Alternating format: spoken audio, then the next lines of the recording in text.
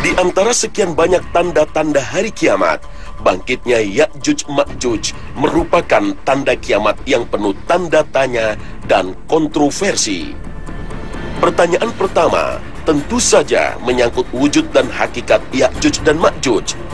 Gambaran tentang makhluk ini telah bercampur antara fakta dan mitos, antara berita yang benar dan berita yang palsu. Sehingga tidak heran jika ada yang menggambarkan mereka seperti monster seram bertubuh besar. Ada pula yang melukiskannya dengan sosok bertaring, bertelinga panjang dan pendek. Sebagian bahkan meyakini Ya'juj Ma'juj bukanlah manusia, tapi makhluk jadi-jadian. Selain tentang hakikat Ya'juj dan Ma'juj, muncul juga perdebatan tentang kehadiran mereka dalam kisah Raja Zulkarnain, serta tembok yang dibuat sang raja untuk mengurung mereka. Jika memang benar tembok itu masih ada, di manakah lokasinya? Apakah tidak pernah ada manusia yang menemukannya? Atau barangkali tembok itu telah hancur? Kalau begitu, di manakah sisa reruntuhannya? Dan di manakah Ya'juj dan Ma'juj sekarang? Atau jangan-jangan tembok yang disebut itu bukanlah dalam makna yang sebenarnya, tapi sebuah tembok gaib yang menjadi tabir penghalang alam mereka dan alam manusia.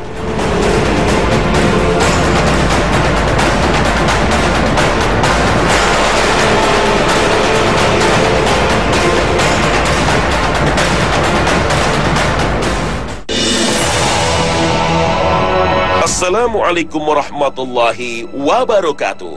Selamat pagi pemirsa Trans 7. Khazanah Ensiklopedia Islam Dunia pagi ini kembali hadir ke hadapan Anda untuk berbagi pengetahuan dan saling menasehati dalam kebajikan. Ya'juj dan Ma'juj merupakan dua istilah yang selalu disebut bersamaan. Istilah ini dapat kita temukan dalam Al-Quran dan hadis, juga kitab-kitab suci terdahulu. Sebagian ahli bahasa berpendapat Ya'juj dan Ma'juj berasal dari bahasa Arab, yaitu dari kata ajja yang berarti bergejolak atau berkobar, dan dapat juga bermakna yang cepat gerakannya. Sedangkan menurut yang lain, Ya'juj dan Ma'juj bukan dari bahasa Arab, tapi dari bahasa Ibrani yang kemudian diserap ke dalam bahasa Arab. Karena kelompok Ya'juj dan Ma'juj ini sudah ada sebelum peradaban Arab lahir dan sebelum diletakkannya tata bahasa Arab. Kata Ya'juj dan Ma'juj sama halnya dengan kata iblis, Adam, Hawa, Ibrahim, Musa, Harun, Taurat, dan Injil, yang semuanya bahasa non-Arab yang kemudian diserap ke bahasa Arab.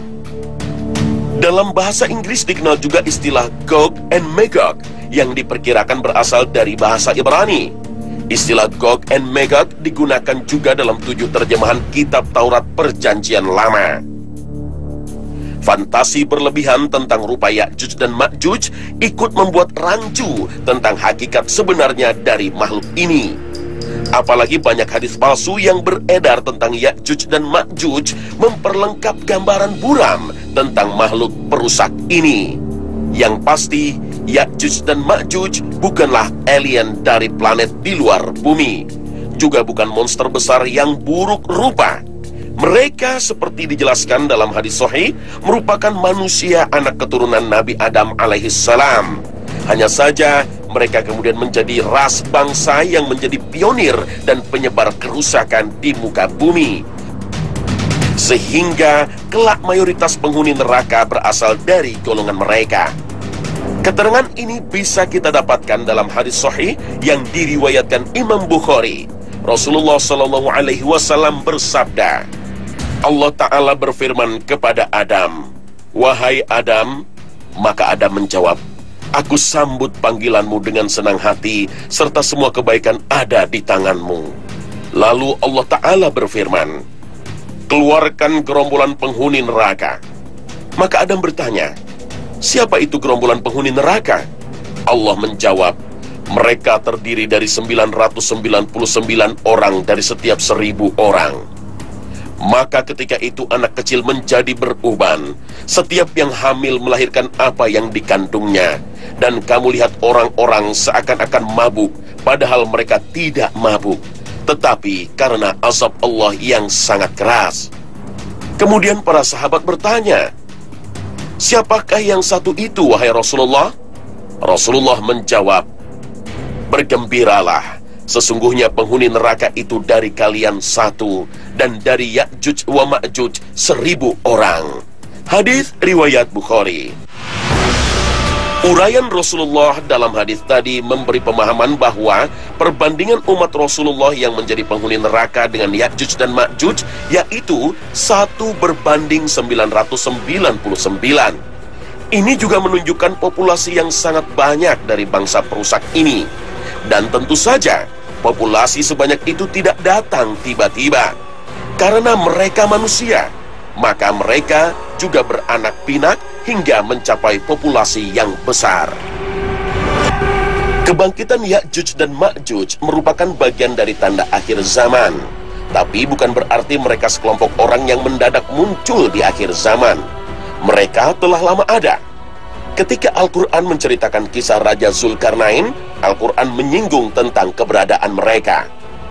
Nama Ya'juj dan Ma'juj disebut ketika Raja Zulkarnain bertemu dengan kaum yang bahasa mereka sukar dipahami. Kaum ini mengeluhkan kepada sang raja tentang keberadaan Ya'juj dan Ma'juj yang membuat kerusakan di muka bumi. Kaum ini meminta kepada raja agar membuat dinding antara dua gunung yang akan membatasi gerak dari Ya'juj dan Ma'juj. Dialog antara Zulkarnain dan kaum ini Allah kisahkan dalam surat Al-Kahfi. Hingga apabila dia telah sampai di antara dua buah gunung, dia mendapati di hadapan keduanya suatu kaum yang hampir tidak mengerti pembicaraan. Mereka berkata, "Hai Zulkarnain, sesungguhnya Ya'juj dan Ma'juj itu orang-orang yang membuat kerusakan di muka bumi. Maka dapatkah kami memberikan suatu pembayaran kepadamu supaya kamu membuat dinding antara kami dan mereka?" Al-Quran, Surah Al-Kahfi, ayat 93-94. Raja Zulkarnain mengajak kaum tadi untuk bekerja sama membangun tembok dari besi. Tembok selesai dibangun dan Ya'juj Ma'juj terkungkung di dalamnya. Hanya saja, tembok ini tidak akan menghalangi mereka selamanya. Suatu saat akan hancur dan mereka akan keluar membuat berbagai kerusakan di muka bumi. Kisah ini juga Allah Ta'ala ceritakan dalam surat Al-Kahfi. Zulkarnain berkata, "Apa yang telah diberikan oleh Rabbku kepadaku lebih baik, maka bantulah aku agar aku membuatkan dinding antara kamu dan mereka. Berilah aku potongan-potongan besi, hingga apabila besi itu telah sama rata dengan kedua puncak gunung itu." Zulkarnain berkata, "Tiuplah api itu." Hingga apabila besi itu sudah merah seperti api, dia pun berkata, "Berilah aku tembaga, agar kutuangkan ke atas besi panas itu." Maka mereka tidak bisa mendakinya, dan mereka tidak bisa pula melubanginya. Zulkarnain berkata, "Ini merupakan rahmat dari Robku. Maka apabila sudah datang janji Robku, dia akan menjadikannya hancur luluh, dan janji Robku pasti benar." Al-Quran, Surah Al-Kahfi, ayat 95 hingga 98. Selain sifat tamak, rakus, dan merusak yang ditunjukkan oleh Ya'juj dan Ma'juj, mereka juga sangat sombong dan takabur. Apa saja yang mereka lewati akan mereka eksploitasi, sehingga semua menjadi rusak. Bahkan dikisahkan dalam hadis sahih, mereka menjadi penyebab keringnya air danau Tiberias, yang sekarang masuk dalam wilayah pendudukan Israel. Mereka juga membunuh manusia yang tidak sesuai dengan prinsipnya. Bahkan tidak hanya itu, kesombongan mereka sampai pada menantang penduduk langit. Inilah kesombongan yang luar biasa dari Ya'juj wa Ma'juj. Kemudian mereka berjalan dan berakhir di Gunung Humar, yaitu salah satu gunung di Baitul Maqdis. Kemudian mereka berkata, "Kita telah membantai penduduk bumi, mari kita membantai penduduk langit." Maka mereka melemparkan panah-panah dan tombak-tombak mereka ke langit. Maka Allah kembalikan panah dan tombak-tombak mereka dalam keadaan berlumuran darah. Hadis riwayat Muslim. Mereka menyangka pencapaian mereka itu telah mengalahkan penduduk langit. Sama sekali tidak. Allah memberi mereka istidraj atau kemudahan berbuat dosa sehingga kelak akan Allah binasakan sekaligus. Lepasnya Ya'juj dan Ma'juj merupakan salah satu dari tanda semakin dekatnya hari kiamat. Dan ketika mereka menguasai dunia, tak ada yang sanggup menghentikan mereka, termasuk kaum muslimin yang bersama dengan Nabi Isa alaihissalam. Untuk menghancurkan mereka, Allah mengirim sejenis ulat yang menyerang leher mereka yang menyebabkan mereka binasa. Mayat-mayat bergelimpangan dan bau busuk menyengat. Untuk membersihkan itu semua, Allah mengirim burung-burung yang membawa mayat-mayat itu dan mengirim hujan untuk membersihkannya. Keterangan dari Al-Quran dan hadis tidak menyebut dengan tegas tentang hakikat Ya'juj dan Ma'juj. Secara garis besar, Al-Quran dan hadis berbicara tentang lepasnya mereka menjelang kiamat. Sehingga para ulama, ahli tafsir, dan sejarawan senantiasa berijtihad untuk memahami hakikat mereka dan kaitannya dengan realitas saat ini. Secara umum ada dua pendapat tentang Ya'juj dan Ma'juj. Pendapat pertama meyakini bahwa mereka masih terkurung dalam benteng yang dibuat oleh Zulkarnain, dan kelak setelah Nabi Isa bangkit, barulah mereka dilepaskan. Sedangkan pendapat kedua meyakini bahwa Ya'juj dan Ma'juj telah lama lepas dari benteng yang mengurungnya, dan saat ini mereka ada di tengah-tengah kita, merusak segalanya tanpa kita sadari. Para ulama, ahli tafsir, dan sejarawan yang mengatakan Ya'juj dan Ma'juj telah lepas juga berbeda pendapat tentang sosok Ya'juj dan Ma'juj ini. Imran Hussein, seorang pakar studi akhir zaman dari Trinidad, dalam bukunya An Islamic View of Gog and Magog in the Modern World, mengungkapkan bahwa Ya'juj dan Ma'juj telah lepas, dan lepasnya mereka berkaitan erat dengan suatu kaum dan suatu negeri. Wilayah manakah yang dimaksud dan siapakah kaum tersebut? Kesimpulan tersebut bisa ditelusuri dengan memperhatikan kembali surah Al-Anbiya ayat 95 dan 96 yang berbicara tentang Ya'juj dan Ma'juj. Terdapat larangan pada sebuah kota yang telah kami binasakan, bahwa mereka akan pernah kembali sampai Ya'juj dan Ma'juj dilepaskan dan mereka menyebar ke segala penjuru. Al-Quran, surah Al-Anbiya ayat 95 hingga 96. Dua ayat tadi mengatakan bahwa ada suatu kaum yang tidak bisa kembali ke sebuah wilayah. Hingga dilepasnya Ya'juj dan Ma'juj, barulah mereka bisa kembali. Dari seluruh hadis yang telah diteliti tentang Ya'juj dan Ma'juj, hanya satu wilayah yang terkait dengan mereka, yaitu Al-Quds atau Yerusalem. Sedangkan kaum yang akan kembali ketika Ya'juj Ma'juj dilepas, tak lain adalah kaum Yahudi. Tembok yang dibangun Zulkarnain diyakini telah lama runtuh, karena rasanya tidak mungkin ada wilayah di dunia yang tertutup dinding besi yang menghimpun populasi manusia dalam jumlah besar. Populasi sebesar Ya'juj dan Ma'juj saat ini tidak mungkin bisa bersembunyi dalam tembok besi. Di masa lalu, Yerusalem 2 kali dihancurkan. Bani Israel 2 kali terusir dari tanah suci. Pengusiran pertama terjadi saat Yerusalem diserang Nebukadnezar. Mereka ditawan dan diperbudak. Bani Israel baru bisa kembali lagi ke tanah suci pada masa Cyrus Agung, pendiri Imperium Persia. Cyruslah yang membawa Bani Israel kembali ke tanah suci dan membangun kembali Haikal Sulaiman yang dihancurkan Nebukadnezar. Pengusiran kedua terjadi saat Romawi menguasai Yerusalem. Romawi mengusir, mengasingkan, dan memperbudak mereka keluar Yerusalem. Dari sinilah kisah diaspora Bani Israel bermula. Selama 2 milenium berikutnya, mereka berserakan ke berbagai penjuru dunia. Al-Quran menjelaskan bahwa apa yang mereka alami itu merupakan hukuman dari Allah kepada mereka, dan mereka baru akan kembali ketika Ya'juj dan Ma'juj berkuasa. Dan ketika Ya'juj dan Ma'juj dilepaskan, mereka merangsek bagai gelombang. Mereka menyebar ke berbagai penjuru, menguasai dunia, menjadi superpower. Dan dengan kekuasaannya atas dunia, mereka membawa kembali kaum Yahudi ke Yerusalem untuk mengklaimnya sebagai milik mereka. Orang-orang Yahudi telah mengklaim kembali tanah suci dan telah mendirikan negara di sana dengan mengusir orang-orang Palestina. Maka Imran Hussein berkesimpulan bahwa bangsa yang membawa orang Yahudi ke Palestina itulah Ya'juj dan Ma'juj.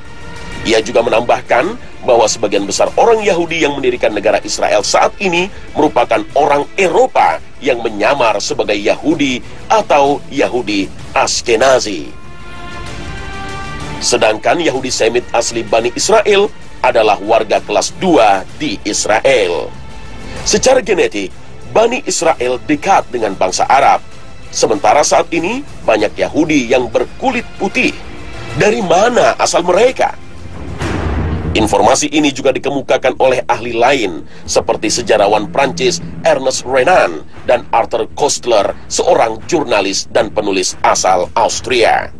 Mereka telah lama berteori bahwa mayoritas Yahudi yang ada di Israel sekarang bukanlah Yahudi keturunan Ibrahim, Ishak, dan Yakub. Mereka aslinya adalah bangsa Khazar yang pernah mendirikan imperium di utara pegunungan Kaukasus. Mereka tadinya penganut pagan dan kemudian bertukar menjadi Yahudi. Bangsa Khazar inilah yang menyebar ke Eropa Timur, kemudian ke Eropa Barat. Sebagian dari mereka kemudian banyak yang hijrah ke Amerika. Tanda penting lainnya dalam hadis Nabi yang menyebutkan bahwa Ya'juj dan Ma'juj akan menjadikan bangsa Arab sebagai sasaran penindasan dan penganiayaan. Dan inilah yang terjadi saat ini. Dan suatu saat Israel akan melancarkan perang besar untuk memperluas wilayahnya dari Sungai Nil ke Sungai Efrat. Wilayah-wilayah tersebut saat ini masih berada di tangan bangsa Arab. Saat ini tidak ada yang paling mengancam bangsa Arab selain Israel, terutama dengan senjata nuklirnya. Negara ini diperkirakan mempunyai 60 hingga 200 rudal berhulu ledak nuklir. Dari Zainab binti Jahsin bahwa Nabi bangun dari tidurnya seraya berkata, "La ilaha illallah, celakalah orang-orang Arab karena keburukan yang telah dekat. Telah terbuka pada hari ini dari dinding Ya'juj dan Ma'juj seperti ini, membentuk jari melingkar." Kemudian Zainab berkata, "Ya Rasulullah, apakah kita akan binasa meskipun bersama kita ada orang-orang soleh?" Beliau menjawab, "Ya, ketika keburukan semakin banyak jumlahnya." Hadis riwayat Bukhari. Apalagi sifat Ya'juj dan Ma'juj yang merusak sangat mirip dengan apa yang dilakukan Israel dan pendukungnya. Perusakan yang dilakukan bukan hanya material dengan melakukan pembunuhan massal, tapi mencakup segala aspek kehidupan. Dengan tangan dan jaringannya yang menguasai dunia, mereka merusak agama, merusak akhlak, merusak tatanan sosial dan ekonomi. Perusakan yang dilakukan secara sengaja dan sistematis dengan pembunuhan massal, dengan perusakan kunci unsur kehidupan termasuk kehidupan akhirat. Ya'juj dan Ma'juj merupakan kaum dengan profesi dan gaya hidup yang secara kolektif menciptakan dan mempraktikkan semua jenis kerusakan. Apalagi Danau Tiberias yang dalam hadis Nabi disebut air danau tersebut akan habis diminum oleh Ya'juj dan Ma'juj saat ini berada di bawah pendudukan Israel. Bagaimana kondisi danau itu sekarang? Ternyata debitnya terus menurun dengan drastis dan sejumlah kalangan menyebut tinggal menunggu waktu untuk mengering. Danau ini menjadi sumber air utama di Israel untuk pertanian, sanitasi, dan air minum. Wallahu a'lam. Sebagian ulama dan sejarawan mengaitkan Ya'juj dan Ma'juj dengan orang-orang Asia Timur seperti Jepang, Cina, Korea, dan bangsa Mongol. Di antara yang berpendapat demikian yaitu Dr. Salah Abdul Fattah Al-Khalidi dalam bukunya Kisah Umat Terdahulu. Beliau menguatkan pendapat dari Abu Kalam Az-Zadi, seorang ulama besar dari India. Menurut mereka, Ya'juj dan Ma'juj ini berasal dari satu tempat di timur laut wilayah Mongolia. Bahkan kata Mongolia dan Mongol sendiri terkait erat dengan kata Ma'juj. Terkadang kata Ya'juj dan Ma'juj juga dipakai dengan sebutan Mongol dan Tartar. Pendapat ini juga meyakini bahwa Ya'juj dan Ma'juj telah beberapa kali keluar dan kelak di hari kiamat akan kembali bangkit dan menunjukkan dominasi mereka. Salah satu dari rentetan kebangkitan itu terjadi pada abad ke-12 Masehi atau abad ke-7 Hijriah. Mereka dipimpin oleh Genghis Khan. Mereka menyerang kerajaan-kerajaan Islam sebelah barat, kemudian berkuasa dan menghancurkannya. Dan cucu Genghis Khan bernama Hulagu berhasil memasuki Baghdad yang merupakan ibu kota pada zaman Khilafah Abbasiyah dan menghancurkannya pada tahun 656 Hijriah. Kerusakan yang ditimbulkan pasukan Mongol begitu dahsyat. Menurut beberapa riwayat, jumlah kaum muslimin yang tewas di kota Baghdad saat itu mencapai 2 juta orang. Pedang-pedang prajurit Mongol ini tidak berhenti selama 40 hari menebas leher orang-orang Islam hingga kota Baghdad banjir darah. Saat ini dunia tengah menyaksikan sebuah kekuatan baru sebagai pesaing adidaya Amerika. Dengan penduduk yang mencapai hampir seperempat penduduk dunia, merupakan modal yang cukup untuk menguasai dunia. Bahkan, bukan rahasia lagi jika perekonomian di beberapa negara dikuasai oleh etnis ini. Memang belum jelas apa yang akan terjadi di masa depan. Dengan terus bertambahnya jumlah penduduk, bukan tidak mungkin mereka akan menguasai dunia. Pendapat kedua yang menyatakan Ya'juj dan Ma'juj masih terkurung di dalam dinding yang dibuat oleh Raja Zulkarnain juga didukung oleh banyak ulama. Mereka berpatokan kepada makna literal yang ada dalam hadis tentang kemunculan Ya'juj dan Ma'juj. Munculnya Ya'juj dan Ma'juj termasuk tanda-tanda kiamat besar. Hadis menyebutkan bahwa kemunculannya Ya'juj dan Ma'juj terjadi setelah Nabi Isa alaihissalam membunuh Dajjal. Nabi Isa jugalah yang berdoa kepada Allah Ta'ala agar membinasakan Ya'juj dan Ma'juj. Allah pun lantas membinasakan mereka dengan mengirim ulat yang membinasakan mereka, serta mengamankan negara-negara dan hamba-hambanya dari kejahatan Ya'juj dan Ma'juj. Sedangkan saat ini, Dajjal dan Nabi Isa saja belum muncul. Bagaimana mungkin Ya'juj dan Ma'juj telah lepas? Tidak ditemukannya dinding tempat dikurungnya Ya'juj dan Ma'juj sampai saat ini bukanlah alasan untuk mengatakan Ya'juj dan Ma'juj telah lepas. Memang banyak pencapaian yang telah didapat manusia dengan teknologi canggih, tapi banyak juga sesungguhnya hal yang belum diketahui manusia. Pemirsa Khazanah, kebangkitan Ya'juj dan Ma'juj menjelang hari kiamat merupakan suatu kepastian. Dengan populasi yang besar dan kekuatan yang besar, mereka akan mendominasi dan berbuat kerusakan di dunia. Semoga Allah melindungi dan menjaga kita dari fitnah dan ujian akhir zaman. Amin ya Rabbal Alamin. Terima kasih atas perhatian Anda dan wassalamualaikum warahmatullahi wabarakatuh.